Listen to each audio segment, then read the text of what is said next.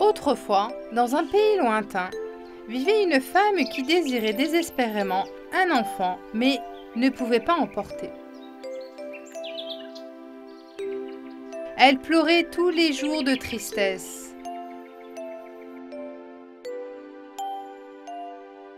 Un jour, alors qu'elle pleurait, une fée apparut devant elle. « Pourquoi pleures-tu? Dis-moi, que peux-je t'aider ?» « Je n'ai pas d'enfant. Je veux une fille. Elle serait une amie pour moi. » « D'accord, ne pleure plus. Je vais te donner une graine. Plante-la et mets-la là où il y a beaucoup de soleil. Et chante pour elle tous les jours. Quand elle grandira et fleurira, tu verras une surprise. » La femme fit tout ce que la fée lui avait dit. Elle s'assit près du pot de fleurs et chantant pour lui tous les jours. Un jour, elle vit une petite pousse. Peu après, la pousse se transforma en un bouton de rose de couleur rose. La femme était si joyeuse et heureuse qu'un jour, lorsqu'elle sentait la rose, elle s'embrassa. Soudain, les pétales de la rose ont commencé à se déployer lentement. À l'intérieur se trouvait une petite fille aux cheveux blonds et aux yeux roses, aussi petite qu'un pouce. Elle était tellement choquée et ravie, elle comprit pourquoi la fée lui avait donné cette graine. Elle prit immédiatement la fille dans ses paumes de main et commença à lui parler. « Ma belle fille, bienvenue dans ta maison. Je suis ta mère. Tu t'appelleras Poussette. » Elle lui fit aussitôt un berceau en coquille de noix, un lit en feuilles de violette et une couverture en pétales de rose. La petite Poussette était si heureuse avec sa mère. Elle chantait des chansons et dansait avec elle. Sa mère remplissa un tasse d'eau et y plaça des coquilles de noix. Le petit Poussé se promenait pendant des heures avec les feuilles et les coquilles. Le temps passa et le petit Poussé avait grandi, mais il était encore tout petit. Une nuit, alors que la petite Poussé dormait dans son lit, une vilaine grenouille entra par un trou dans la fenêtre. Elle regarda fixement le petit Poussé qui dormait. Elle est si belle, la fille parfaite pour être ma belle-fille. Il la soulevait lentement et la place à côté de l'étange dans le jardin. Son fils a immédiatement couru vers son père. Crassement, cette fille que sera ma femme est si belle, père. Gardons-la sur cette fleur de lotus jusqu'à ce que nous ayons tout préparé afin qu'elle ne s'échappe pas. Au matin, Poussette qui ouvrit les yeux sur les fleurs de lotus et remarqua qu'elle se trouvait au milieu de l'étange, eut très peur et se mit à pleurer. Tous les poissons de l'étange qui ont entendu sa voix ont nagé vers elle. « Pourquoi pleures-tu? Qu'est-ce qui ne va pas ?» Qu'est-ce que je fais ici? Je dormais tranquillement dans mon lit. J'ai ouvert les yeux, je suis ici. Je veux rentrer à la maison, chez ma mère.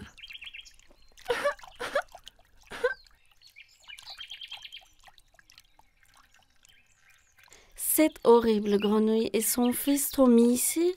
Apparemment, tu vas te marier. Tu ne veux pas? Non, aidez-moi, s'il vous plaît. Tous les poissons ont commencé à ronger la tige de la fleur de lotus enracinée au fond de l'étange. Lorsque la tige s'est cassée, le lotus a commencé à dériver avec le vent. Il a flotté jusqu'au bord de l'étange. Mais cette fois, un scarabée vivant sur l'arbre a vu Poussette.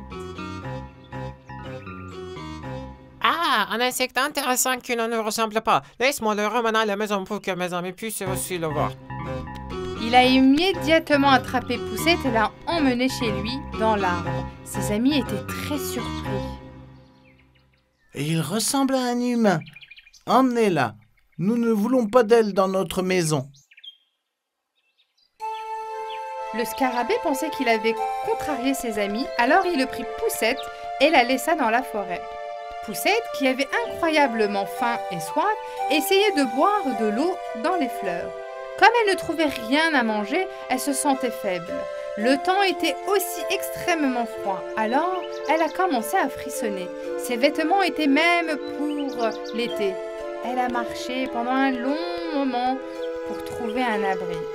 Finalement, devant un petit tas de terre, une porte est apparue. Elle a frappé à la porte avec joie. Une vieille dame souris lui ouvrit la porte. J'ai très froid et très faim, s'il vous plaît. Prenez-moi dans votre maison. Et vous, qui êtes-vous? Je m'appelle Poussette. Je vais vous raconter tout ce qui s'est passé. Mais d'abord, peux-tu m'emmener à l'intérieur? C'est très froid. Entre, ma belle Poussette. Quand elle est rentrée, Madame Souris a nourri la petite Poussette jusqu'à qu'elle soit rassise. Elle a raconté à Madame Souris tout ce qui lui était arrivé un par un. Alors qu'elles vivaient ensemble, un jour, quelqu'un frappa à la porte. Il avait un visiteur. Ah, bienvenue, Monsieur Top. Merci. Et qui est cette belle fille, Madame Souris? Laisse-moi te présenter, c'est la petite Poussette. Nous vivons ensemble maintenant. Enchantée de vous rencontrer, monsieur. Admirant la beauté de Poussette, Monsieur Taupe se rendait désormais tous les jours de Madame Souris. Il apportait beaucoup de cadeaux et de nourriture pour attirer l'attention de la petite Poussette. Après un certain temps, Monsieur Taupe décida de parler à la petite Poussette. Petite Poussette, je t'aime beaucoup. J'aimerais t'épouser et fonder une famille. Si tu le veux bien, bien sûr. Monsieur Top, merci beaucoup. Vous êtes un gentleman, mais je ne pense pas à me marier. Le soir, Madame Souris voulait en parler à la petite Poussette. Elle pensait que la petite Poussette pourrait être heureuse. Tu ne veux pas te marier? Mais allons chez lui ensemble. Si tu veux changer d'avis, tu verras dans quel genre de maison tu vas vivre. Qu'est-ce que tu en dis?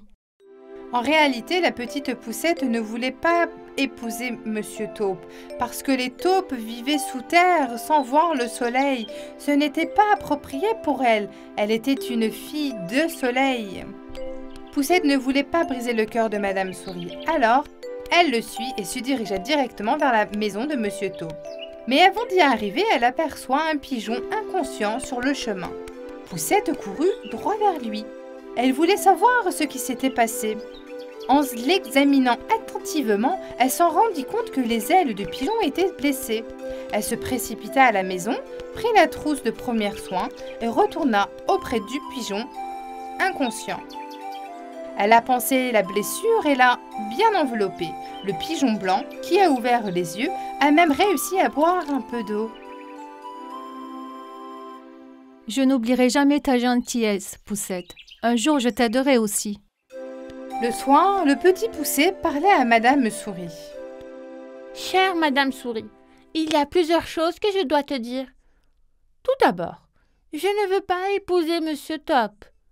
Il appartient au monde souterrain et moi, sur terre au soleil. Aussi, merci beaucoup pour tout ce que tu as fait pour moi. Tu m'as sauvé la vie, mais ma mère et ma maison me manquent beaucoup. Je demanderai au pigeon de me ramener chez moi dès qu'il sera guéri. Ok, Poussette, comme tu veux. Tant que tu es heureuse, n'importe qui à ma place aurait fait la même chose. Ce fut un plaisir de te rencontrer. De même, Madame Souris, tu me manqueras beaucoup. Quelques jours plus tard, le pigeon était guéri. Je vais mieux maintenant, Poussette, et je dois y aller. Tu as besoin de quelque chose? Oui, je voudrais que tu me ramènes à la maison. Pouvez-vous le faire pour moi? Avec plaisir. Poussette fit ses adieux à Madame Souris et grimpa sur le dos du pigeon. Ils s'envolèrent dans le ciel. Pour ne pas tomber à cause du vent, Poussette s'accrocha fermement au pigeon. Ils arrivèrent enfin à la maison de Poussette. Madame Pigeon la déposa parmi les fleurs du jardin et elle la remercia à nouveau en s'envolant vers le ciel. Poussette, qui était enfin rentrée chez elle après des mois d'absence, courut vers sa mère et lui fit un gros câlin. Sa mère était folle de joie. Mon Dieu, quelle belle journée! Je suis si heureuse. Nous sommes enfin réunis. Bienvenue, ma belle fille. Tu m'as beaucoup manqué. Tu m'as manqué aussi, maman. Je vais te dire tout ce que j'ai vécu. Ne soyons plus jamais séparés, d'accord? Après tout ce qui s'était passé, Poussette ne s'éloignait jamais de la maison et elle jouait avec les fleurs dans le jardin ensoleillé. Un jour, elle remarqua une fleur très spéciale, étincelante et magnifique comme le soleil. Waouh! Quelle fleur différente! Je ne pense pas l'avoir déjà vue par ici. La petite Poussette sauta de fleur en fleur et s'approcha de cette fleur et juste à ce moment-là, les pétales de la fleur étincelante s'ouvrirent. Poussette, qui voyait un beau petit homme comme elle, fut choquée. Oh! Qui es-tu? Je suis la fée de ce jardin. Et toi, belle fille, qui es-tu? Je m'appelle Poussette. Ma mère a choisi ce nom parce que je suis si petite. C'est notre jardin, mais je ne t'ai jamais vue ici. La fée des fleurs et la petite Poussette n'avaient jamais rencontré quelqu'un de leur taille. Devant cette énorme, elles s'apprécièrent dès le premier regard. Au fil du temps, elles se promenaient dans le jardin, jouaient à des jeux et passaient du temps ensemble. Et un jour... Poussette, j'aimerais te demander quelque chose. Veux-tu m'épouser? Le petit Poussé était très heureuse en entendant sa proposition, car enfin quelqu'un avec qui elle aimait passer du temps, avec qui elle pourrait toujours vivre au milieu des fleurs et qui, si elle se mariait, pourrait vivre près de sa mère. Elle l'avait demandé en mariage. Bien sûr, mon prince! En guise de cadeau de mariage, la fée des fleurs saupoudra Poussette de poussière de fée et tout à coup Poussette eut des ailes. La fée des fleurs et la petite Poussette vécurent heureux dans le jardin de sa mère.